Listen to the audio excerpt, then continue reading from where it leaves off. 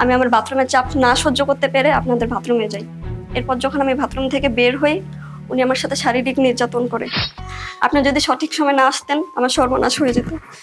এই মেয়ে, তুমি মিথ্যা কথা বলতেছো কেন? দেখো, আমার বউ আমাকে অনেক ভালোবাসে, তুমি মিথ্যা বলবা ও বিশ্বাস করবে? মানে আমার একটু ওয়াশরুমে যাওয়া লাগতো, আমি হাঁটতেও পারছি না। আরে এই কথা আগে বলবেন না, আসুন।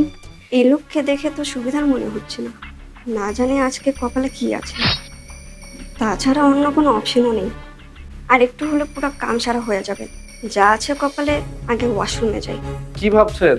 ভিতর আসুন, দেখেন কেউ দেখলে আবার ঝামেলা হয়ে যাবে। আসুন আসুন, আরে আসুন।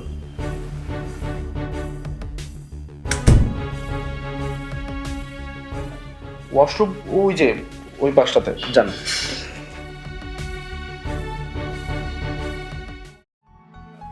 ধন্যবাদ ভাইয়া। আরে শুধু কি ধন্যবাদ দিলেই হবে?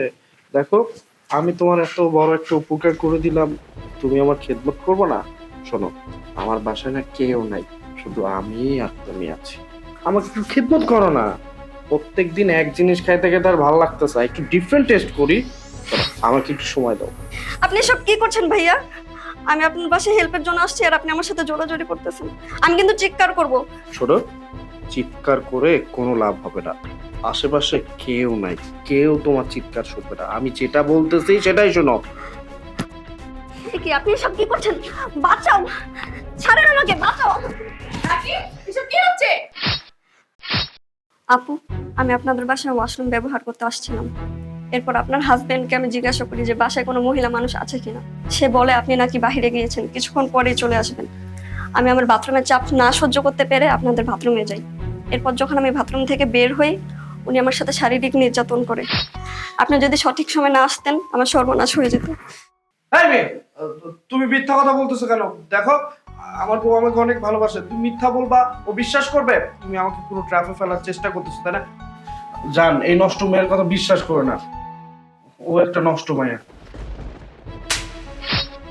থাক, আর মিথ্যা বলতে হবে না। তোর যে চরিত্র খারাপ সেটা আমাকে অনেকেই বলেছিল, আমি বিশ্বাস করিনি। কিন্তু আজকে যেটা নিজের চোখে দেখলাম, সেটা দেখার পর তোর প্রতি আমার ভালোবাসা সারা জীবনের জন্য নষ্ট হয়ে গেছে। তোর মতো দুশ্চরিত্রের মানুষ, যে কিনা মানুষের সরলতার সুযোগ নেয়, তার সাথে আর যাই হোক এক ছাদের নিচে আমার পক্ষে থাকা সম্ভব না। কিন্তু আমি যেগুলো নিজের চোখে দেখলাম সেগুলো, আরে রাস্তার কুকুর বিড়ালেরও লজ্জা আছে, তোর লজ্জা শরম নাই। তুই কিভাবে পারলি এই অসহায় মেয়ের সাথে এরকম কাজ করতে? একটা অসহায় মেয়েকে একা পেয়ে হায়নার মতো ঝাঁপিয়ে পড়লি। আজকে যদি তোর বউর সাথে এরকম ঘটনা ঘটতো, তখন তুই কি করতি? তোকে দেখে আমার ঘৃণা লাগছে। আমি তোকে ভালোবেসে বিয়ে করেছিলাম। আমি যদি জানতাম তুই এরকম দুশ্চরিত্রের লম্পট একটা ছেলে, তাহলে আমি কখনোই তোকে বিয়ে করতাম না।